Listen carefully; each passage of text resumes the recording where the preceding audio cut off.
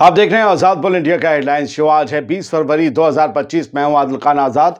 दुनिया के सबसे बड़े अखबारों और पोर्टल्स की कुछ चुनिंदा खबरों को आपके सामने रखेंगे जिन्होंने आज सुर्खियां बटोरी हैं। इस शो में आज आप देखेंगे हमास ने 4 होस्टेजेस की बॉडी की हैंडओवर, स्टेज पर लगी नेतन्याहू की तस्वीर पर छिड़ी बहस, इसराइल पहुंचे ताबूत तो नहीं मिली चाबी, खौफ के मारे देर तक हुई जांच, ईरानी आर्म्ड फोर्सेस के chief of staff major general Mohammad Hossein Bagheri का बयान, कहा हमारी फौज पूरी तरह तैयार, क्या जंग की है तैयारी। अमेरिकी सदर डोनाल्ड ट्रंप और जेलेंस्की के बीच गहरी हुई दरार, पाई पाई का हिसाब लेंगे ट्रंप, करवाएंगे यूक्रेन में इलेक्शन। और पाकिस्तान में अफगानियों पर मंडराया खतरा, एक एक अफगानिस्तानी रेफ्यूजी वापस भेजने का ऐलान। चलिए करते हैं शुरुआत इस शो की। हमास ने अक्टूबर 2023 के अपने अटैक के दौरान कब्जे में लिए गए होस्टेजेस में से 4 इजरायली अफराद की बॉडी रिलीज कर दी है। इन बॉडीज की रिलीज का प्रोसेस जो है वो समझ लीजिए। हमास ने एक औरत, उसके 2 बच्चों और 83 साल के एक इसराइली मर्द की, बुजुर्ग की बॉडी रिलीज की है जो अक्टूबर 2023 के अटैक के दौरान होस्टेज बना लिए गए थे। ये बॉडीज ICRC यानी कि international committee of the red cross को सदन गाजा के खान यूनिस में आज हैंडओवर की गई। स्टेज जहां पर यह हैंडओवर प्रोसेस हुआ, उस स्टेज का जो बैकड्रॉप था, जो आप देख रहे हैं, जो बैनर पीछे फ्लैक्सी लगा था, उसकी जो पॉलिटिकल मैसेजिंग थी वो क्या है, उस पर इतना बवाल क्यों है।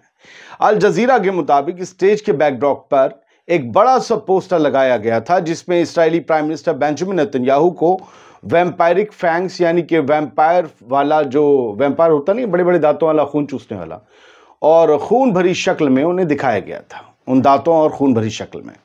तो ऐसे जैसे कि उन्होंने इन हॉस्टेजेस का खून चूसा है, उन्हीं के ऊपर इनका इल्जाम है। खून नेतन्याहू के चेहरे से टपक कर उन 4 इजरायलीज की तस्वीरों पर गिर रहा था पोस्टर में, जिनकी बॉडीज रिलीज की गई। पोस्टर पर लिखा था कि वॉर क्रिमिनल नेतन्याहू और उसकी आर्मी ने इन प्रिजनर्स को ज़ायनिस्ट वॉर प्लेन्स के मिसाइल से कत्ल किया।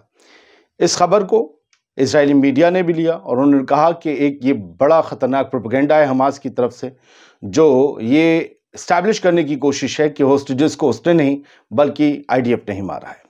हमास का बयान और इल्ज़ाम क्या है। हमास के स्पोक्स पर्सन ने कहा कि ये चारों कैप्टिव तब तक जिंदा थे जब तक ज़ियनिस्ट ऑक्यूपेशन के एयरक्राफ्ट ने जानबूझकर उन जगहों पर बम नहीं गिराए जहां उन्हें रखा गया था।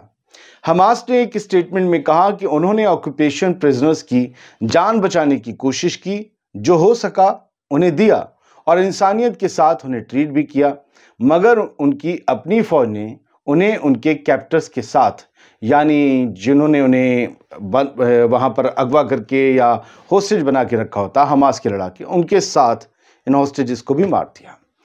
हमास का इल्जाम है, यह दावा है।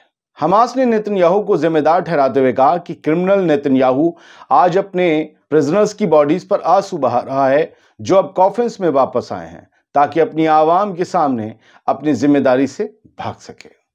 4 बॉडीज को लेकर इसराइल के अपने दावे हैं, हमास के अपने दावे हैं, दोनों एक दूसरे को इल्जाम दे रहे हैं, लेकिन जिनकी बॉडीज लौटी हैं उनके घरों में मातम है।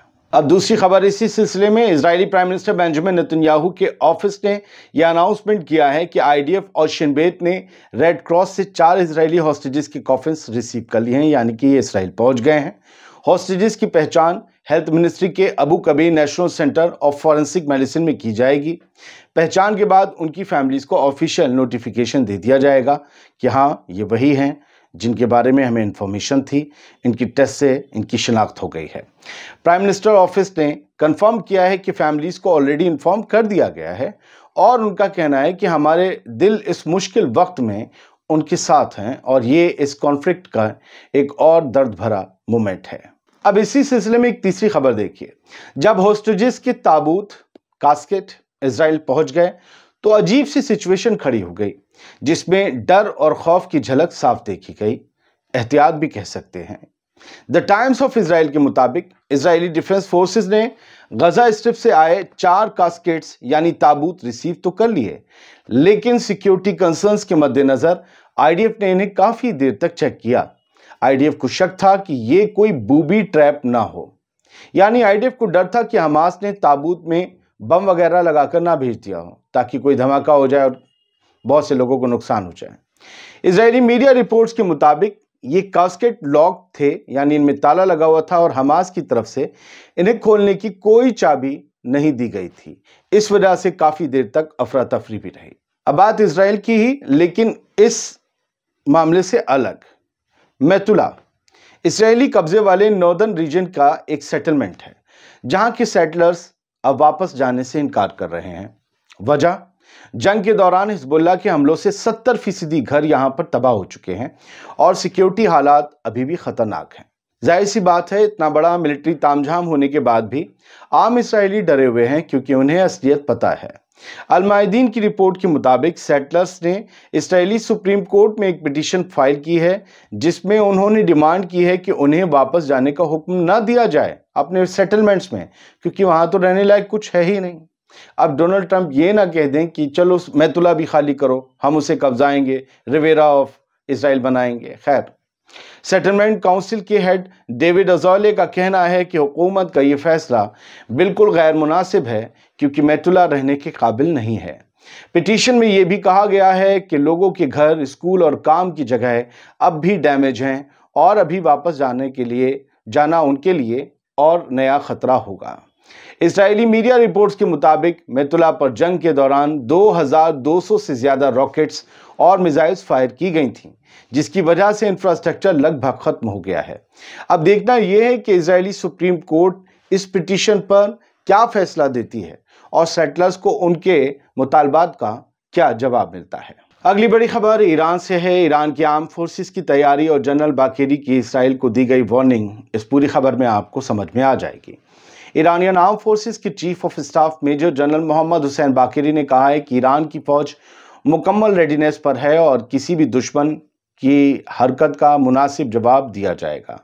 यानी यूँ समझिए कि ईरान ने अपनी जंगी तैयारी मुकम्मल कर ली है और अगर जंग छिड़ती है तो फिर ईरान को तैयारी करने की ज़रूरत नहीं पड़ेगी, क्योंकि ऑलरेडी सब कुछ तय है।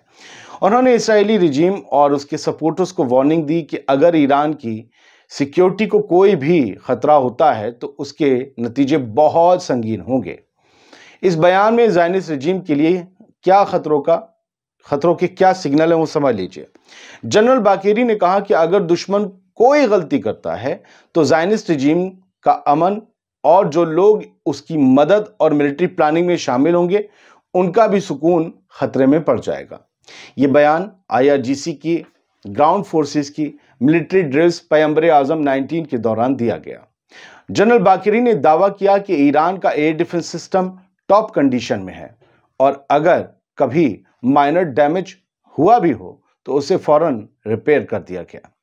मिसाइल प्रोडक्शन बड़ी तादाद में और बेहतरीन क्वालिटी के साथ जारी है और इस प्रोसेस को किसी भी सूरत में रोका नहीं गया है, ये जनरल बाकेरी ने कहा। ड्रोन टेक्नोलॉजी जो है ना ईरान की, उसमें बड़ी तरक्की हुई है। ईरान ने माइक्रो ड्रोन्स और लॉइटरिंग ड्रोन्स के डिप्लॉयमेंट के लिए एक्सटेंसिव प्लानिंग की है। IRGC और ईरानियन आर्मी मास UAV यानी अनमैन्ड एरियल व्हीकल्स, जिन्हें आप ड्रोन्स कहते हैं, उनके डिप्लॉयमेंट पर भी काम कर रही है। बाकेरी ने कहा कि हम अपनी ऑपरेशनल ज़रूरतों के मुताबिक और भी मिलिट्री यूनिट्स को UAV से इक्विप करते रहेंगे।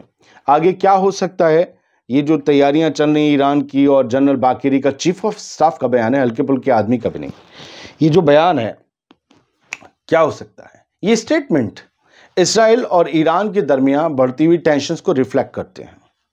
ईरान का फोकस डिफेंस के साथ साथ ऑफेंसिव रेडीनेस पर भी है, मतलब सिर्फ हमला रोकना नहीं है, ऑफेंसिव हमला करने की भी तैयारी ईरान कर रहा है, जो रीजन में नए कॉन्फ्लिक्ट्स को जन्म दे सकता है। ये ऑफेंसिव प्लान ये भी मुमकिन है कि ईरान और इस्राएली फोर्सेस के दरमियान डायरेक्ट या प्रॉक्सी क्लैशेस आने वाले दिनों में हद दर्जे तक बढ़ जाए। इटली की प्राइम मिनिस्टर जॉर्जिया मेलोनी ने गजा सीजफायर एग्रीमेंट पर जोर दिया है, वो भी इजरायली प्रेसिडेंट के मुंह पर। जॉर्जिया मेलोनी ने इजरायली प्रेसिडेंट इसाक हर्जोग के साथ अपनी मीटिंग में गजा सीजफायर एग्रीमेंट की अहमियत को दोहराया। ये मुलाकात मिडिल ईस्टर्न और गल्फ रीजन के लीडर्स के साथ डिप्लोमेटिक एंगेजमेंट का हिस्सा थी। जब से मेलोनी ने ऑफिस संभाला है, यह मेलोनी और हर्जोग की छठी मुलाकात थी। मेलोनी ने कहा कि सीजफायर ने हॉस्टेजेस की रिलीज में मदद की है और गजा को ह्यूमैनिटेरियन एड में भी इजाफा किया गया है।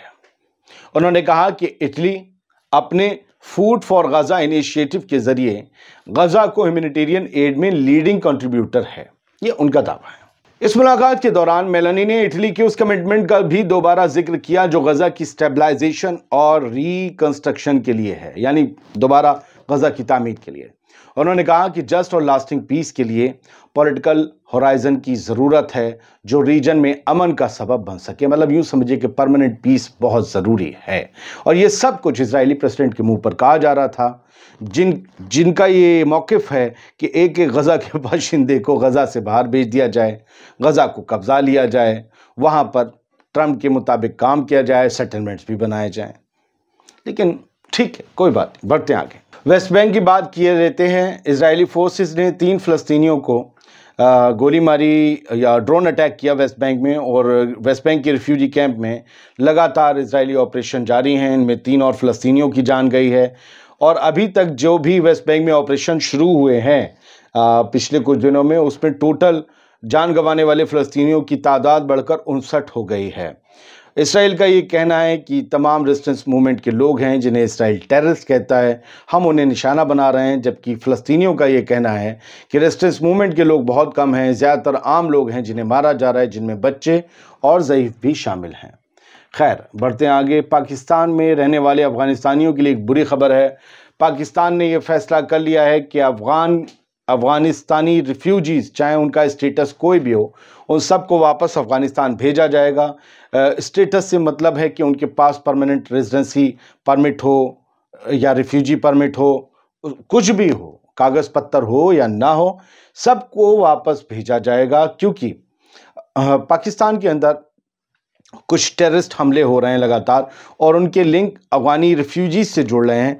तो कुछ जो भी मैले हैं ना, उनकी वजह से तमाम अफ़गानी रिफ्यूजीज़ को जो पनाह ले रहे हैं पाकिस्तान में एक बेहतर ज़िंदगी के लिए, कम से कम अफ़गानिस्तान से बेहतर ज़िंदगी के लिए, उन सब को वापस अफ़गानिस्तान जाना होगा। ये सब बहुत से लोग तब आए थे जब अमेरिका की वहाँ पर जंग शुरू हुई थी, कुछ 20 साल पहले आए थे, कुछ हालिया कॉन्फ्लिक्ट के बाद आए थे, कुछ लोग अभी वापस नए निज़ाम में लौटना नहीं चाहते, लेकिन अब सबको वापस लौटना होगा, ये फैसला कर लिया गया है। व्लादिमीर ज़ेलेंस्की के लिए बुरी खबर है। अमेरिका और डोनाल्ड ट्रंप की उनसे टेढ़ी हो गई है। ज़ेलेंस्की के साथ चल रहे जो टेंशन्स हैं उनके बीच डोनाल्ड ट्रंप अमेरिकी सदर ने कहा कि यूक्रेन में अब इलेक्शन का वक्त आ गया है, नहीं बढ़ सकते। असल में साल 2024 अप्रैल में इलेक्शन होने थे, लेकिन 3 साल से जो जंग चल रही है यूक्रेन रूस की, उसकी वजह से यूक्रेन में मार्शल लॉ लगा हुआ है, इसलिए इलेक्शन नहीं हुए। और चूंकि अब तो ट्रंप का मानना है ज़ेलेंस्की एक डिक्टेटर की तरह काम कर रहे हैं जो इलेक्शन नहीं कराना चाहते। यही नहीं, ट्रंप ने यह भी कहा है कि हम पाई का हिसाब लेंगे, वक्त आ गया है कि इतने सारे पैसों का क्या हुआ ये पता लगाया जाए जो मदद के तौर पर ज़ेलेंस्की की हुकूमत को दिए गए। क्योंकि ट्रंप की तरफ से ये भी कहा गया क्योंकि हमें सिर्फ आधे पैसों का पता है कि वो कहाँ इन्वेस्ट हुआ, बाकी के आधे का क्या हुआ उसके पता लगाने के लिए नई हुकूमत का आना ज़रूरी है। यानी ज़ेलेंस्की के लिए यहाँ से बुरे दिनों की शुरुआत हो गई है। ब्रिटिश और फ्रांस के जो लीडर्स हैं, ब्रिटेन और फ्रांस के लीडर, वो जल्द ही अमेरिका की विज़िट करेंगे। वाशिंगटन में वो जाकर डोनाल्ड ट्रंप से मुलाकात करेंगे, और जहाँ तक बहुत मुमकिन है कि इन सभी लोगों की बातचीत जो है वो यूक्रेन के मसले पर होगी, क्योंकि यूरोप यूक्रेन के साथ खड़ा है। लेकिन डोनाल्ड ट्रंप का एडमिनिस्ट्रेशन जो आया है वो सीधे सीधे व्लादिमीर पुतिन से अपनी कुर्बतें दिखा रहा है, और वो चाहते हैं कि जंग भी बंद हो। और जिस तरीके की बातें आ रही हैं उससे लग रहा है कि यूक्रेन को बहुत अपनी ज़मीन का बड़ा हिस्सा गंवाना पड़ेगा। अब यूरोप नहीं चाहता है कि पुतिन या रूस और ज़्यादा मजबूत हों। इसको लेकर देखते हैं कि अब इन लोगों की बातचीत में क्या फ़ैसला होता है। बहुत बहुत शुक्रिया। शो में खबरें बहुत थीं, लेकिन मुझे लगता है इतना लंबा वीडियो ही आपके लिए बेहतर है। सलामत रहिए, खुश रहिए, मजलूमों के लिए दुआ करते रहिए।